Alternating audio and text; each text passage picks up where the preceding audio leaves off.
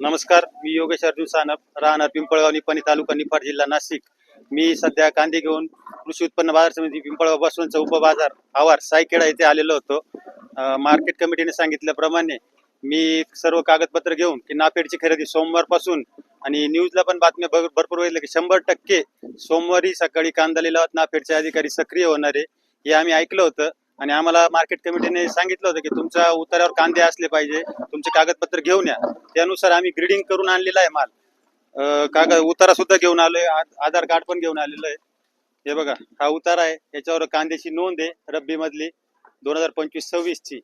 त्यानुसार कांदा घेऊन आलेला आहे. तुम्ही कांदा बघा, सर्व माल ग्रेडिंग करून आणलेला आहे. पण इथं आता लिलाव चालू झाल्यानंतर एक लाईन संपून गेली तरी मार्केट कमिटीच्या अधिकाऱ्यांना आम्ही विचारलं का नाफेडचे अधिकारी कुठे आहे, ते अजूनपर्यंत आले का नाही.